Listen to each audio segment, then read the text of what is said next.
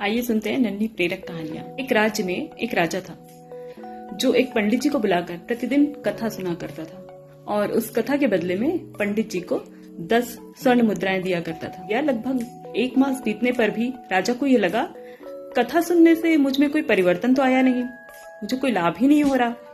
पता नहीं क्यों मुझे वो आध्यात्मिक अनुभूति ही नहीं हो रही। रानी ने सलाह दी कि इस प्रश्न का उत्तर तो पंडित जी से ही मांगना चाहिए। राजा ने अगले दिन ही पंडित जी से पूछा कि मेरे मन में ऐसी ऐसी बात है, कृपया बताइए, इसका जवाब दीजिए मुझे।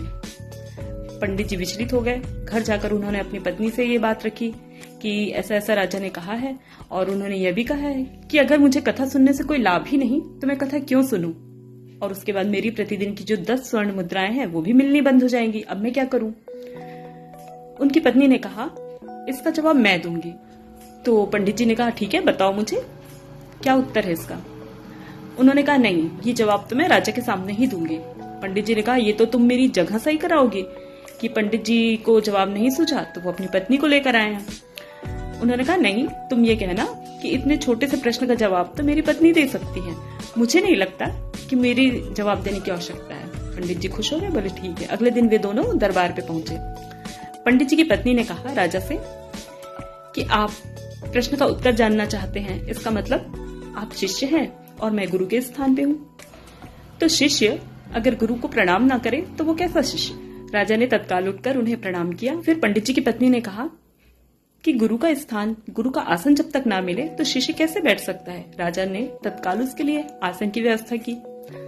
आसन में बैठने के पश्चात उन्होंने कहा, देखिए, गुरु दक्षिणा की परंपरा है, ये तो आप जानते हैं, बताइए आप मुझे गुरु दक्षिणा दे सकते हैं? राजा ने कहा, हाँ हाँ, बताइए क्या गुरु दक्षिणा देनी होगी? तब उन्होंने कहा, मुझे 1 घंटे के लिए आपका राजकाज और ये आसन चाहिए। राजा सोच में पड़ गए। तब उन्होंने कहा, बस क्या इतनी ही निष्ठा है, आप गुरु दक्षिणा नहीं दे सकते? तो राजा ने कहा, 1 घंटे की ही बात है, और उन्होंने तत्काल कहा, हाँ हाँ, मैं इसके लिए तैयार हूँ।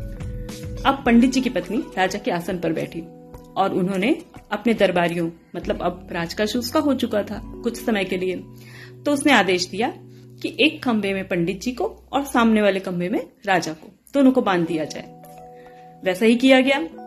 पंडित जी और राजा दोनों आश्चर्यचकित थे। ये क्या यही जवाब है? पंडित जी को लग रहा था, मैंने तो इसे प्रश्न का उत्तर देने लाया था, ये तो मेरी जगह सही करा रही है। अब उसने कहा, एक काम करिए, पंडित जी आप और राजा महाराज जी आप एक दूसरे का बंधन खोलिए। महाराज ने कहा, मुझे प्रश्न का उत्तर चाहिए, ये खिलवाड़ नहीं। तब उन्होंने कहा, ये आपके प्रश्न का उत्तर ही है। आप दोनों इसी तरह बंधन में बंधे हुए हैं। पंडित जी आपको प्रतिदिन कथा सुनाने आते हैं क्योंकि उन्हें उसके बदले में 10 स्वर्ण मुद्राएं मिलती हैं, जिससे उनकी रोजी रोटी चलती है। वे इस भाव से नहीं आते कि वे आपको अध्यात्म का ज्ञान दे सकें, आपको अध्यात्म की दुनिया में ले जा सकें और प्रभु के दर्शन करा सकें। वहीं आप कथा इसलिए सुनते हैं कि आप समाज में अपनी प्रतिष्ठा दिखा सकें, नाम दिखा सके कि देखो मैं कितना बड़ा भक्त हूँ, पर वास्तव में ऐसा है नहीं। और जब तक आप दोनों इस बंधन से मुक्त नहीं होंगे तो आप दोनों को अध्यात्म की अनुभूति, आनंद की अनुभूति बिल्कुल नहीं हो सकती। और इस बंधन से मुक्ति के लिए आपको किसी और के पास जाने की आवश्यकता नहीं है।